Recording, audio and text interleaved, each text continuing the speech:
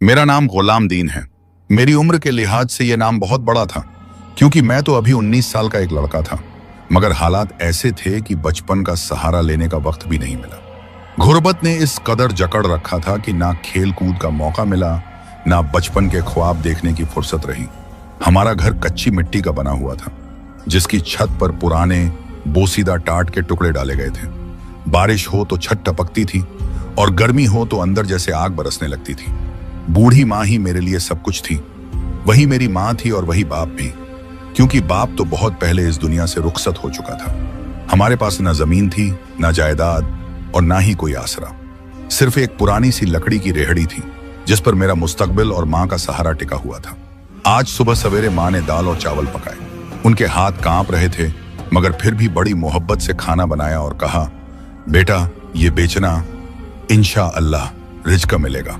उनकी आंखों में उम्मीद थी और मेरे दिल में एक अनकहा सा डर, क्योंकि ये मेरा पहला दिन था। मैं रेहड़ी लेकर निकल पड़ा। सूरज अभी पूरी तरह चमका भी नहीं था, मगर गर्मी का ऐसा जोर था जैसे आसमान से आग बरस रही हो।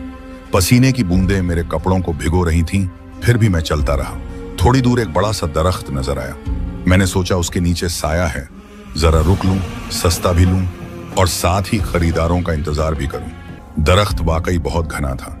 उसके नीचे खड़े होकर एक लम्हे को सुकून सा महसूस हुआ। मगर वक्त गुजरता गया और कोई एक बंदा भी मेरे पास ना आया। लोग आते जाते रहे, कुछ एक नजर देखकर आगे बढ़ गए। मेरा दिल बैठने लगा। करीब ही एक बड़ी फैक्ट्री थी।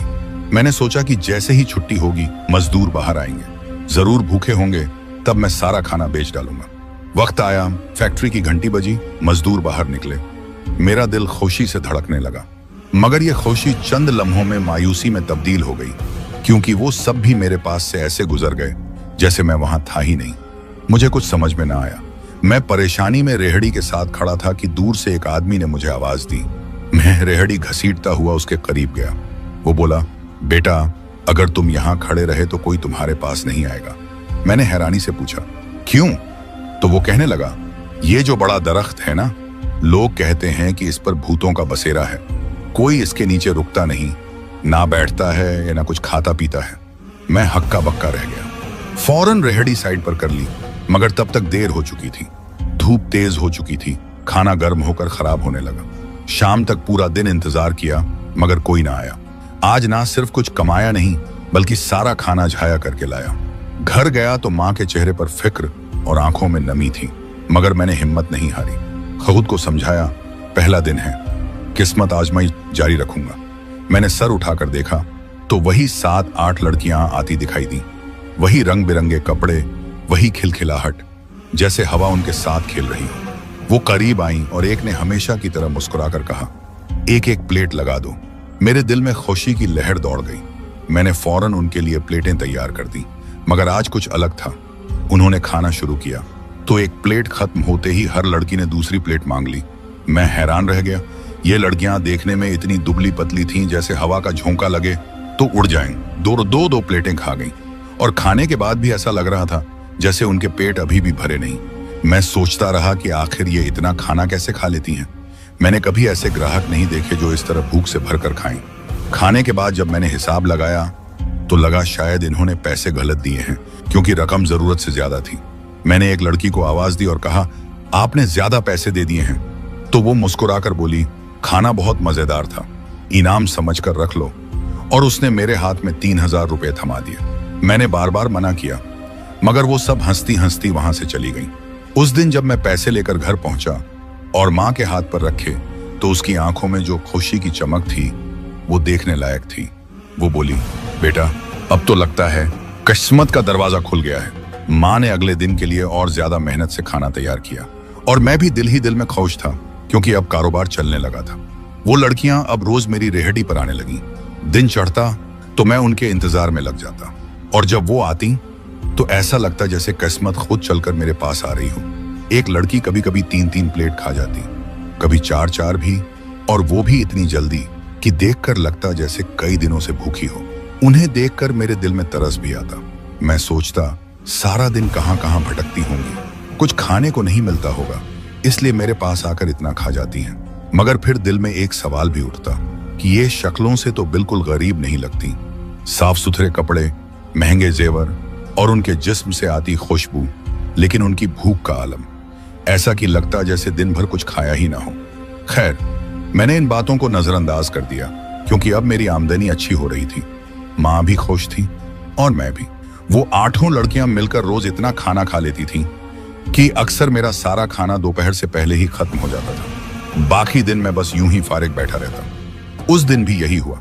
दोपहर से पहले ही सारा खाना खत्म हो गया तो मैंने रेहड़ी बंद की और सोचा कि थोड़ी देर अपने पुराने दोस्त के पास जा बैठता हूँ। मेरा दोस्त पास की एक दुकान पर काम करता था। मैं वहां पहुंचा तो वो मुझे देखकर बोला, अच्छा हुआ तू आ गया, तुझे एक बहुत अजीब बात बतानी है। मैंने पूछा, क्या हुआ? तो उसने मोबाइल निकाला और कहा, तेरा नाम आज हर तरफ चल रहा है। मैं हैरान हुआ। वो कहने लगा, तेरी एक वीडियो वायरल हो गई है। मैं चौंक गया। मेरी वीडियो वायरल? मगर मैंने तो कोई अजीब हरकत नहीं की। उसने कहा, यही तो बात है, देख ये वीडियो। और जब उसने मुझे मोबाइल दिखाया तो मैं सन्न रह गया। वीडियो में वही जगह नजर आ रही थी जहां मैं रोज खड़ा होता था। मेरी रेहड़ी, सामने का पार्क, सब कुछ वैसा ही था। वक्त भी पहचान में आ रहा था क्योंकि बैकग्राउंड में दोपहर की अजान की आवाज आ रही थी। वही वक्त जब मेरी रेहड़ी पर वो 8 लड़कियां आई थीं और मैं उन्हें प्लेट प्लेट भर के खाना दे रहा था। मगर वीडियो में सब कुछ देखकर मेरे कदमों के नीचे से जमीन निकल गई क्योंकि उस वीडियो में वो लड़कियां कहीं थीं ही नहीं। वीडियो में सिर्फ मैं था। मैं रेहड़ी के पीछे खड़ा था और बार बार प्लेट में खाना निकालकर ऐसे आगे बढ़ा रहा था जैसे किसी को दे रहा हूं। कभी दाईं तरफ, कभी बाईं तरफ, कभी आगे बढ़कर ऐसे जैसे किसी के हाथ में प्लेट रख रहा हूं। मगर वहां कोई नहीं था, सिर्फ खाली हवा थी, जैसे मैं किसी को देख भी नहीं रहा और दे भी नहीं रहा। वीडियो पर एक कैप्शन भी लिखा हुआ था जिसे देखकर मेरा खून खौल उठा। बेचारा गरीब लड़का गुर्बत के हाथों मजबूर होकर खाना बेचने की एक्टिंग कर रहा है। मैंने दोस्त की तरफ देखा तो वो मुझे गुस्से और हैरानी से घूर रहा था। उसने कहा, गुलाम दीन, ये क्या है? क्या तू पागल हो गया है? अगर तेरे पास ग्राहक नहीं आ रहे तो खाना बेचने की ऐसी एक्टिंग कौन करता है? मैंने फौरन कहा, मैं पागल नहीं हूं और ना ही मैं कोई एक्टिंग कर रहा हूं। मेरे पास वाकई ग्राहक आते हैं और मैं उन्हें खाना खिलाता हूं। ये वही वक्त है जब वो 8 लड़कियां मेरे पास आई थीं और मैंने उन्हें खाना दिया था। मैंने कहा, गौर से सुन, पीछे अजान की आवाज आ रही है। ये दोपहर का वक्त है। मैं अच्छी तरह जानता हूँ उस वक्त वो लड़कियां मेरे पास मौजूद थीं। दोस्त ने दोबारा मोबाइल देखा और कहा, तो फिर इस वीडियो में क्यों नहीं दिखाई दे रही? कौन थे तेरे ग्राहक? कहाँ गए? मैंने कहा, 8 लड़कियां थीं, सब बहुत खूबसूरत और साफ सुथरी, वही जो रोज आती हैं। वो कहने लगा, गुलाम दीन, यहाँ तो एक लड़की भी नजर नहीं आ रही। ना किसी का साया, ना कोई आवाज, ना कोई कदमों की चाप, सिर्फ तू है और तेरा खाना।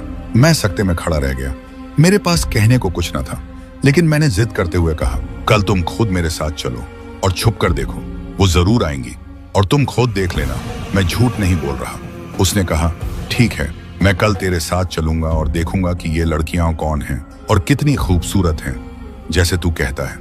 मैंने हामी में सर हिलाया क्योंकि हम दोनों इस नतीजे पर पहुंच चुके थे कि शायद किसी ने ये वीडियो एडिट कर दी है और लड़कियों को उसमें से गायब कर दिया है। लेकिन मेरे दिल के किसी कोने में एक अजीब सा खौफ भी जन्म ले चुका था जिसे मैं खुद भी समझ नहीं पा रहा था। अगला दिन आया। मैं सुबह सवेरे ही जाग गया। माँ ने हमेशा की तरह दाल और चावल तैयार किए, लेकिन इस बार वो भी खुश थी क्योंकि कई दिनों से मैं अच्छा कमा रहा था। मैंने रेहड़ी तैयार की और दिल ही दिल में सोच रहा था कि आज मेरा दोस्त भी साथ होगा और फिर सब कुछ साफ हो जाएगा। हम दोनों सच साबित कर देंगे कि वो वीडियो झूठी थी। मैंने रेहड़ी संभाली और निकल पड़ा। मेरा दोस्त पहले से ही सड़क के कोने पर मेरा इंतजार कर रहा था। उसने कहा, आज जो भी होगा मैं खुद देखूंगा और जब वो लड़कियां आएंगी तो मैं छुप जाऊंगा ताकि उन्हें कोई शक ना हो। मैंने कहा, ठीक है, तुम बस वही करना जो तय किया है। हम दोनों उस जगह पहुंचे जहां मैं रोज रेहड़ी लगाता था। धूप तेज थी मगर मेरे दिल में एक अजीब सा जोश था कि आज सब कुछ साबित हो जाएगा। दोपहर करीब आई और मेरा दिल तेजी से धड़कने लगा। वही वक्त था जब वो लड़कियां आया करती थीं और जैसे ही मस्जिद से अजान की आवाज गूंजी, मुझे दूर से वही पुरानी खिलखिलाहट सुनाई दी। मैंने नजरें उठाई तो देखा वही 7-8 लड़कियां आ रही हैं, रंग बिरंगे कपड़े पहने हुए, खुशबुओं से महकती हुई, जैसे हवा उनके साथ खेल रही हो। मैंने अपने दोस्त को इशारा किया कि देख, वो आ गई, मगर उसने कोई जवाब नहीं दिया। शायद उसने इशारा समझा नहीं। मैंने ज्यादा गौर नहीं किया क्योंकि मैं नहीं चाहता था कि उन लड़कियों को एहसास हो कि कोई और भी यहाँ छुपा हुआ है। मैं सीधा खड़ा हो गया और उनके इस्तकबाल के लिए तैयार हो गया। वो करीब आई और हमेशा की तरह एक ने आगे बढ़कर कहा, कैसे हो भाई? हम तो बिल्कुल ठीक हैं, जल्दी करो, हमें खाना दे दो, हमें बहुत भूख लगी है। मैंने हंसते हुए कहा, हाँ हाँ देता हूँ। मैंने जल्दी जल्दी प्लेटों में दाल और चावल भरने शुरू कर दिए और उन्हें पकड़ाने लगा। कोई एक प्लेट ले रही थी, कोई दो दो उठा रही थी। मैंने पलटकर एक नजर अपने दोस्त की तरफ डाली। वो झुककर किसी चीज में मशगूल था। फिर मैंने गौर से देखा तो पाया कि वो मेरा मोबाइल से वीडियो बना रहा था। ये देखकर मेरे दिल को तसल्ली हुई कि अच्छा है, ये सब रिकॉर्ड हो रहा है। कल जब हम ये वीडियो दिखाएंगे तो सबको पता चल जाएगा कि पहली वीडियो झूठी थी। आज भी वो लड़कियां खूब खा रही थीं। किसी ने 3 प्लेट खाई, किसी ने 4, और कुछ ही देर में मेरे दोनों बड़े पटेल करीब करीब खाली हो गए। बस 2 प्लेट का खाना बचा था, वो भी मैंने तैयार करके दिया। तो वो हंसने लगी और एक ने कहा, हमें तो अब तुम्हारे हाथ के खाने की आदत हो गई है, हमें तो लत लग गई है। अगर तुम्हारे दाल चावल न खाएं तो सुकून ही नहीं आता। ये सुनकर मैं खुश हो गया। दिल में फख्र महसूस हुआ कि मेरा खाना इतना पसंद किया जा रहा है। वो हमेशा की तरह हंसती हुई मुझे ज्यादा पैसे देकर रुखसत हो गई। मैंने खुशी खुशी उन्हें हाथ हिलाकर अलविदा कहा और रेहड़ी समेटने लगा। जब सब कुछ खत्म हो गया तो मैं अपने दोस्त के पास गया। वो साइड में खड़ा था, उसके चेहरे का रंग उड़ा हुआ था और वो कांप रहा था। मैंने कहा, क्या हुआ? तू क्यों इस तरह खड़ा है? वो घबराहट में बोला, गुलाम दीन, तू पागल हो गया है, तेरा मीटर घूम गया है, गुर्बत ने तुझे पागल कर दिया है। मैं हैरान रह गया। क्या मतलब? गुर्बत ने मुझे पागल कर दिया है? साफ साफ बता, क्या हुआ? उसने थरथराते हाथों से मोबाइल आगे बढ़ाया और कहा, ये देख, ये देख। मेरे दिल की धड़कन रुक सी गई, क्योंकि मुझे अंदाजा हो गया था कि इस वीडियो में कुछ ऐसा है जो मेरे लिए नाकाबिले यकीन होगा। स्क्रीन पर उन लड़कियों का कहीं नाम और निशान तक न था। स्क्रीन में सिर्फ मैं था और मेरी रेहड़ी थी और मेरे हाथ थे जो लगातार हवा में प्लेटें बढ़ा रहे थे, जैसे मैं किसी नजर न आने वाली भीड़ में कुछ तकसीम कर रहा हूँ। कभी मैं दाईं तरफ हाथ बढ़ा रहा था, बाईं तरफ, कभी प्लेट अपने सामने रोककर किसी को देने का इशारा करता था, मगर वहां कोई भी मौजूद न था। मैंने स्क्रीन से नजरें उठाई तो दोस्त के चेहरे पर खौफ और गुस्सा दोनों सवार थे। उसने कांपती हुई आवाज में कहा, तूने मुझे पता नहीं क्या इशारा किया था, मैं समझ नहीं सका। और फिर तू अचानक प्लेटें भरने लगा। तू ऐसे ऐसे हाथ बढ़ाता रहा जैसे सामने कोई खड़ा हो। मैंने सोचा ये सब रिकॉर्ड कर लूं ताकि तुझे दिखा सकूं कि तू किससे बातें कर रहा था और किसे खाना खिला रहा था। तेरी आंखों के सामने कोई भी न था। मेरी जबान सूख गई। मैंने गहरी सांस ली और जेब से वो रकम निकाली जो अभी अभी उन्होंने मुझे दी थी। मैंने नोट उसके हाथ पर रखे और कहा, ये देख, ये वही पैसे हैं जो उन्होंने दिए हैं। दोस्त ने होंठ भींचकर कहा, ये तेरे अपने पैसे हैं, तू मुझे बेवकूफ बना रहा है, मुझे डरा रहा है, तू पागल हो गया है। मैंने घबराकर पटेलों की तरफ इशारा किया, ढक्कन उठाकर दिखाया, देख, ये सब उन्होंने खाया है। उसने सख्त लहजे में कहा, हो सकता है तू घर से ही खाली पतेले लाकर लाया हो सकता है तू रोज यही ड्रामा करता हो। मैंने चीखने जैसी दबती हुई आवाज में कहा, मुझे कौन सी बीमारी लग गई है कि मैं दिन दहाड़े सड़क पर खाना खिलाने की एक्टिंग करूंगा? मैंने उन लड़कियों को अपनी आंखों से देखा है, उनकी हंसी सुनी है, उनके हाथों से प्लेटें ली हैं। दोस्त ने गर्दन हिलाकर कहा, कोई लड़कियां नहीं थी, अगर होती तो वीडियो में दिखती। वो एक कदम पीछे हटा। उसकी आंखों में ऐसी वहशत थी जैसे मैं अचानक उस पर टूट पड़ूंगा। उसने मेरा कंधा झटक कर कहा, तेरी मां पर क्या गुजरेगी जब उसे मालूम होगा कि उसकी आखिरी उम्मीद, उसका बेटा, पागल हो गया है। ये काम छोड़ दे, कोई और काम कर ले, मजदूरी कर ले, यहाँ ना आया कर। फिर उसने नजरें इधर उधर दौड़ाई जैसे किसी से बच रहा हो। वो पलटा और बिना अलविदा कहे तेजी से दूर निकल गया। मैं वहीं खड़ा रह गया। धूप में लहरें सी उठती दिखाई दे रही थी। सड़क सुनसान थी। दूर कहीं कोई मोटरसाइकिल गुजरी और आवाज थोड़ी देर में गुम हो गई। पार्क के दरख्तों में एक कौवा बैठा कांव कांव कर रहा था। मेरी रेहड़ी के पहियों के साए लंबे होकर सड़क पर फैल गए थे और मुझे लगा जैसे उन सायों के अंदर कोई और साए सांस ले रहे हों। मेरे बदन पर कंपी दौड़ गई। मैंने तेजी से पतेले समेटे, ढक्कन कसकर रखे, कपड़ा झाड़ा और रेहड़ी खींचता हुआ घर की तरफ चल पड़ा। गलियों में गर्द उड़ रही थी। दुकानें आहिस्ता आहिस्ता बंद हो रही थी। मेरे कदमों की छाप मुझे खुद अजनबी लग रही थी। घर पहुंचा तो माँ ने दरवाजा खोला। उसने मेरी शक्ल देखी तो फौरन पूछा, परेशान क्यों है? मैंने चौंक कर नजरें चुरा ली और कहा, कुछ नहीं। मैंने आज की कमाई उसके हाथ पर रख दी। माँ ने हथेली की रहट से पसीना पोंछा, पैसे देखे और उन्हें दुपट्टे के कोने में बांधने लगी। फिर एकदम रुक गई। वो पलटकर मुझे देखने लगी। उसकी आंखों में तशवीश का साया था। माँ ने आहिस्ता से कहा, बेटा, एक बहुत अजीब बात हो रही है। कई दिन से सोच रही हूँ कि तुझे बताऊं, मगर हर बार भूल जाती हूँ या डर लगने लगता है। मैंने कहा, क्या बात है? माँ ने किचन की तरफ इशारा किया और बोली, जिस कनस्तर से मैं दाल और चावल निकाल कर बनाती हूँ ना, उसमें दाल खत्म नहीं होती और चावल भी नहीं खत्म होते। मैंने गहरा सांस लेकर कहा, कैसे खत्म नहीं होते? माँ बोली, कल भी मैंने बीच में डुई डाली और चावल निकाले तो चावल आते चले गए। हमने बहुत पहले सिर्फ 2-2 किलो ही खरीदा था। इतने दिनों में तो खत्म हो जाना चाहिए था। मैं कुछ समझे बगैर किचन में चला गया। किचन में एक अजीब सी ठंडक बसी हुई थी, जैसे दीवारों ने किसी और मौसम को अंदर कैद कर रखा हो। माँ ने चूल्हा एक तरफ किया, अलमारी खोली और 2 बड़े बर्तन निकाले। एक में चावल थे और एक में दाल। मैंने उन बर्तनों की मोटी मोटी दीवारें छुई। लकड़ी की तार के निशान हथेली में महसूस हुए। उन बर्तनों की गुंजाइश नजर से ही समझ आ रही थी। 2 किलो से थोड़ा ज्यादा बस। माँ ने फर्श पर 2 बड़ी परातें रख दी, चांदी सी चमक लिए परातें, जैसे दरिया का किनारा हो। माँ ने बर्तन के अंदर डुई डाली। चावल परात में बहने लगे। दाने सूखे थे और खुशबूदार। आवाज हल्की हल्की बरसती बारिश जैसी थी। कुछ ही देर में परात का पींदा ढक गया तो माँ ने हाथ रोकने के बजाय फिर डुई डाली। चावल और आए, फिर और आए। मैंने घबराकर कहा, बस करें, मगर माँ के चेहरे पर उलझन और हैरत दोनों एक साथ थी। चावल परात की आधी ऊंचाई तक भर चुके थे। माँ ने बर्तन की तह को चम्मच से टटोला तो नीचे फिर दाने मौजूद थे। उसने फिर निकाला। परात अब मुंह तक भर गई थी। मैंने हाथ लगाकर वजन महसूस किया। कम से कम 5 से 7 किलो जरूर होंगे। फिर माँ ने दाल वाले बर्तन की बारी दी। उसने डुई डाली। पीली दाल परात में फैलती गई। खुशबू ने किचन के अंदर एक गर्म लहर दौड़ा दी। मैं फर्श पर बैठ गया और परात के किनारे थाम लिए।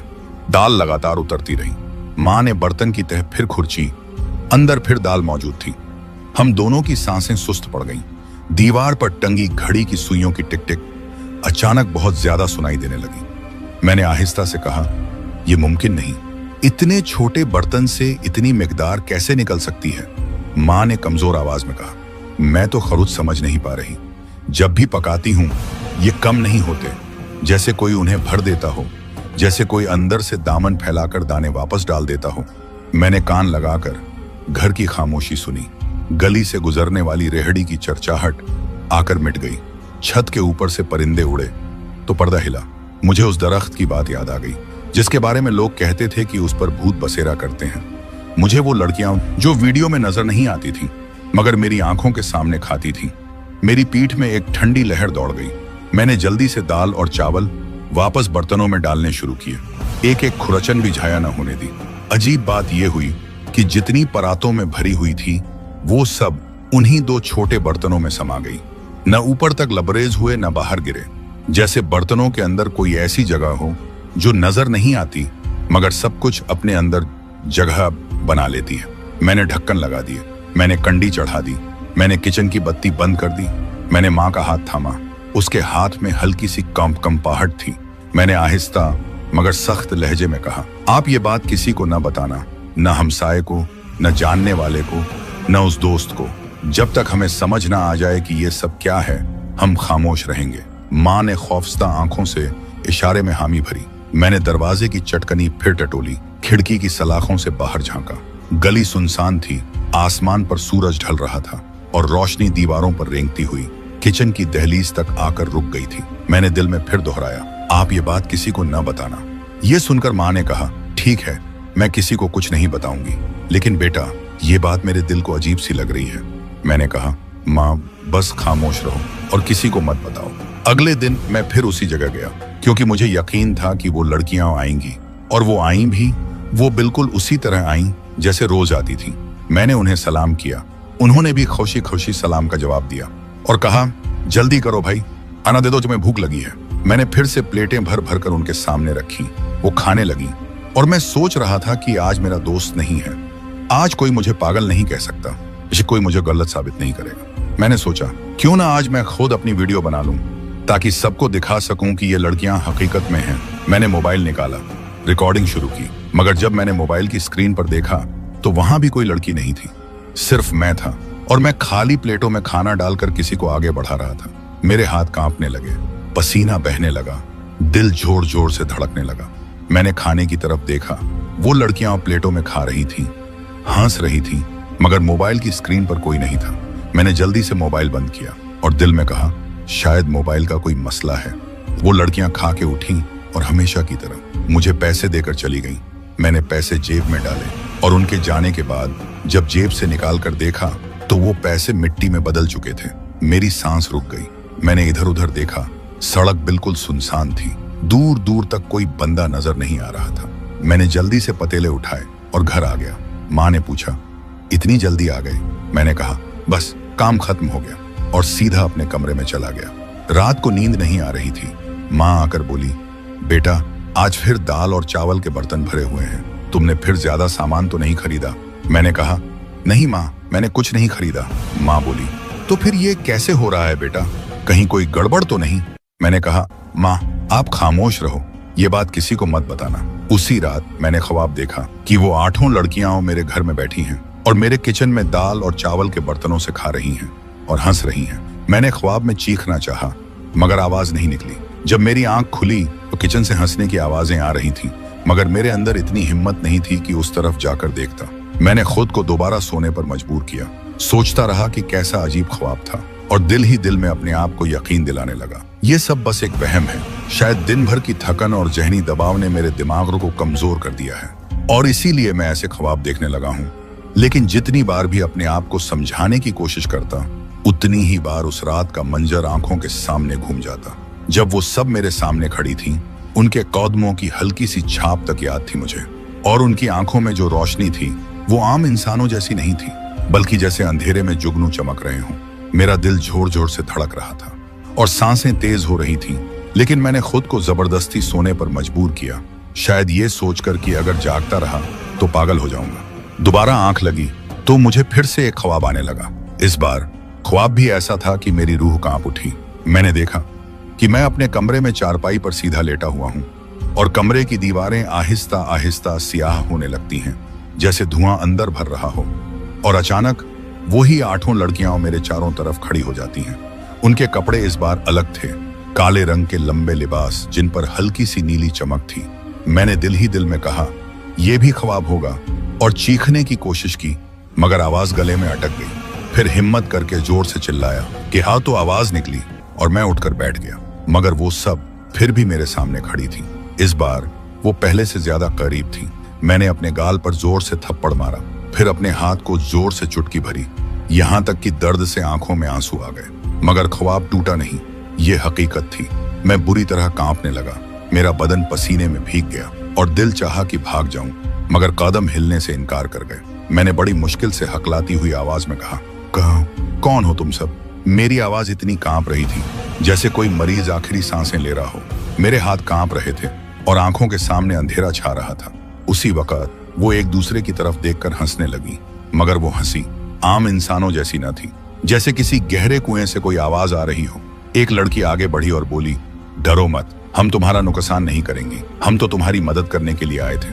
हम सब इंसान थे कभी, मगर अब हम सब जिन जादियां हैं, और ये हमारी टोली है। हम एक दूसरे की दोस्त हैं और हमने तुम्हें मुंतखब किया है, क्योंकि उस दिन जब तुम उस दरख्त के नीचे खड़े होकर दिल से मदद मांग रहे थे, वो दरख्त हमारा घर है। तुम्हें मालूम नहीं, हम सदियों से वहीं रहते हैं। हम किसी इंसान के मामले में दखल नहीं देते, ना किसी के लिए दुआ या बद्दुआ करते हैं। मगर जब तुमने दिल से पुकारा तो तुम्हारे अंदर कुछ ऐसा अच्छा था जिसने हमें मजबूर कर दिया कि तुम्हारी मदद करें। मैं चुपचाप उनकी बातें सुनता रहा। दिल चाह रहा था कि चीख कर भाग जाऊं, मगर जुबान जैसे पत्थर हो गई थी। वो बारी बारी से बोल रही थी। एक कहने लगी, तुम्हें शुक्र अदा करना चाहिए कि हमने तुम्हें रुसवाई से बचाया। दूसरी बोली, मगर अब तुम शक में पड़ गए हो। तुम बार बार वीडियो बनाते हो, लोगों को बताने का सोचते हो। अगर तुमने ऐसा किया तो हम तुम्हारी मदद नहीं कर सकेंगे, बल्कि तुम्हें नुकसान होगा। तीसरी ने कहा, हम अपनी गलती मानते हैं, हमें ज्यादा होशियार होना चाहिए था, मगर अब हम सब कुछ संभाल लेंगे। किसी को तुम्हारे बारे में कुछ याद नहीं रहेगा, और बस गनता था, हम उसकी याददाश्त मिटा देंगे और खुद को सबकी नजरों से निकाल देंगे। एक और बोली, हमें तुम्हारे पास आकर खाना खाने की आदत हो गई है। तुम्हारे हाथ के दाल चावल अब हमारी कमजोरी बन चुके हैं।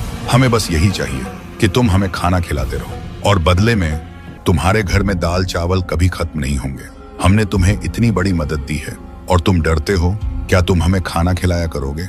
ना। मैंने डरते डरते सिर हिलाया, जैसे बस यही एक काम रह गया हो जो मैं कर सकता हूँ। मैंने आंखें बंद कर ली, शायद इस उम्मीद पर कि जब दोबारा खोलूंगा तो ये सब खत्म हो जाएगा। मैं अकेला, पसीने में भीगा, चारपाई पर बैठा था। मैं चारपाई पर भीगा हुआ, कांपता हुआ उन सारी बातों को याद कर रहा था जो उन्होंने की थी। मेरा दिल जोर जोर से धड़क रहा था। ऐसा लग रहा था जैसे अभी पसलियां तोड़ देगा। मेरी सांसें इतनी तेज हो रही थीं जैसे कोई दौड़ने के बाद सांस ले रहा हो। मैंने अपने कमरे में इधर उधर नजरें दौड़ाईं। हर कोना अंधेरा सा लग रहा था। हालांकि कमरे में बत्ती जल रही थी, मगर फिर भी लगता था हर कोना स्याह हो और वहां कोई छुपा हो। मैंने फिर से अपने बिस्तर के पास देखा जहां वो 8 लड़कियां खड़ी थीं और ये सोचकर कांप गया कि वो अभी भी यहीं होंगी या नहीं। मेरा दिमाग बार बार उनके अल्फाज दोहरा रहा था। हम जिनजादियां हैं, हमने तुम्हारी मदद की है। तुमने हमें क्यों शक में डाला, क्यों वीडियो बनाई, क्यों दूसरों को बताने लगे? मैंने ये सोचते हुए अपने सर को दोनों हाथों से पकड़ लिया, सर झुकाकर बैठ गया, जैसे ये सब कुछ अब मुझसे बर्दाश्त नहीं हो रहा हो। मैंने अपने आप को यकीन दिलाने की कोशिश की कि अब सब ठीक हो जाएगा। वो चली गई हैं, अब मुझे परेशान नहीं करेंगी। मगर फिर उनकी वो बात याद आ गई, हमने उन सब की याददाश्त मिटा दी है और हम तुम्हारे पास आते रहेंगे, खाना खिलाते रहना। मेरा दिल चाहा कि चीख कर सब कुछ माँ को बता दूं, मगर फिर ये सोचकर रुक गया कि माँ को बताने का क्या फायदा होगा। वो पहले ही इतनी बूढ़ी और कमजोर है। अगर उसे पता चला कि मैं ऐसे किसी काम में उलझा हूँ तो वो सदमा बर्दाश्त नहीं कर पाएगी। और दूसरा ये भी कि अगर मैंने किसी को बताया तो वो शायद मुझे दिमागी मरीज समझेंगे, या फिर वो सब जिनजादियां सच में नाराज हो जाएंगी और वो सब कुछ खत्म हो जाएगा जो वो कर रही हैं। मैंने ये सोचकर फैसला कर लिया किसी को कुछ नहीं बताना और सिर्फ खामोश रहना है। मैंने माँ के पास जाकर झूठ बोला कि वो मैं ही दाल और चावल लाया था, मैंने ही उन बर्तनों में डाल दिया था, लेकिन याद नहीं रहा।